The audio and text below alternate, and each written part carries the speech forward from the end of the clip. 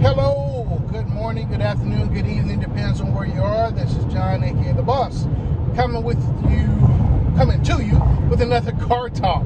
So today I'm going to talk about something that came up again the other day, because when you're talking to a lot of people about business and about life, sometimes things jog in your memory. And that's kind of what happened here.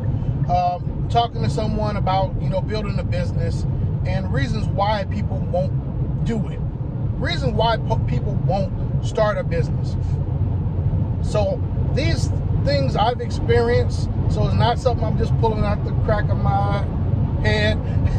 It's things I've actually experienced. So I'm going to give you 3 reasons why people won't, or things that hinder them from actually starting something, a business that could set them financially free and time free. So the number 1, and this is in no particular order, I'm just giving you 3 of them. Number 1 is money. Now this money constraint comes in 2 forms. Too much money, not enough money. Okay, let's talk about the too much money first. Now you might say, well, John, how can a person having too much money prevent them from being time free and financially free and build a business? Well, a lot of times when you got money in your pocket, you think everything's okay. Especially if you were born middle class or wealthy or rich, you don't really see the need of doing it. And that is the big issue. You don't see the need for building your business because you have money, because things are okay for you right now. Everything's good and golden, so you don't see the need to build a business, to build something that can set you time free and financially free, because you feel you have that already.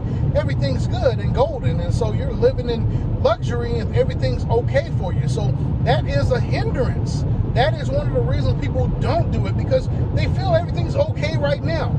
And sure, if everything's good for you in your life, fine, perfect. But things change. And I know whenever things go bad, maybe you lose a job, maybe you have a big accident or something, you don't have the money, then that's when business comes into play. That's when financial freedom comes into play. Because now you need something and you don't have it, because you were comfortable in mediocrity, or maybe even being rich. All that stuff can go away. Okay, second money problem is not having enough. So if you've gone through some type of crisis financially, you know the last thing you're thinking about sometimes is trying to invest and build a business, because you're trying to make ends meet. You're trying to survive. Sometimes you might stumble into a business because you were trying to just live. But a lot of times when folks their mind is so consumed with just being alive, just getting the next meal, they're not focused and not thinking about building a business. They don't have, disposable income, as we say, to put something aside and try to build something else. They're just being happy with having a good meal tonight. So that's the number one thing here is the money, on the too much money and not enough money side. Okay, number 2, I know this is going to be controversial, but I'm going to really kind of walk through it. Family. Okay, family can be a big hindrance on you building a business that can sustain you financially and give you that time freedom. Now, there's a lot of different aspects in here, and I'm going to talk through some of them. So number 1 is kids.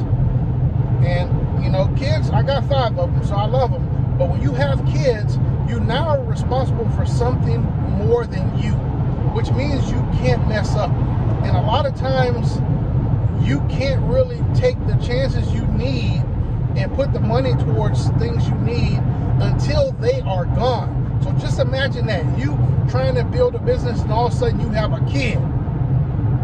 And now you have to put that off for 18 years because you can't afford to mess up. Because they are your responsibility financially, mentally, spiritually, everything. So kids. Okay, number 2. Your spouse, significant other, or whoever you're in a relationship with can be a huge hindrance. So just imagine you're a very entrepreneurial person and your significant other is a very work-related person. Your conversations about money are not going to be the same. Your conversations about business are not going to be the same. They will not understand what you are doing, and you definitely don't understand what they're doing because you're trying to get out of what they're doing. So I've heard it said a bunch of times, the person that you lie next to, the decision of the person you lie next to will be the most important financial decision in your life. And I can vouch for it because it's so hard to try to build with one hand tied behind your back. And you need to be in unison, in unity with the person, your significant other, to move faster. And I can just tell you it's damn true. So your significant other, your spouse, or the person that you're in a relationship with can be a huge hindrance. You're trying to invest some money over there, they want to go buy a damn boat. You know, I know a friend of mine, she married another friend of mine. They were both active duty. And she came and she told me, she said, John, you know, this fool went and bought a horse. Just out of the blue, went and bought a horse. And she made him end up selling it again. But that decision right there could mess up your whole marriage. Because once again, they're not thinking about, you know, long term, and this wasn't even dealing with business. This is just dealing with how two different people can think about two different things. He thought buying a horse would be awesome. She thought buying a horse was a crazy damn idea. Okay, so your spouse, significant other, or the person you're in a relationship can be a hindrance. Okay, so third thing in the family thing is the actual family members, other people, immediate family, cousins, uncles, those people. Man, those folk can try to put you in the grave. So everything's usually good with most family people until you start trying to do something better and better yourself. Because when you were even with them, everything was great. Then all of a sudden you start trying to stretch and improve. Now, oh, how your little business doing? Oh, how that little, anytime they say little, they're discouraging you. They're putting you down. And they'll try to trip you up. I'm telling you, boy, family members are some boogers when it comes to you trying to better yourself.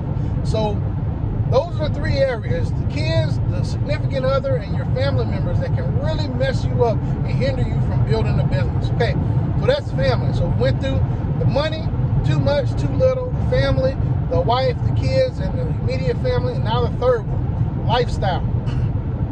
Now, lifestyle and the money kind of go a little bit together, but I'm going to tell you why it makes a big difference. When you're young, just getting out of college, just getting out of school, you ain't got shit. So it ain't really much for you to lose something. But as you accumulate more things, you accumulate a car, you got a apartment, television, cable, all these little things keep adding on.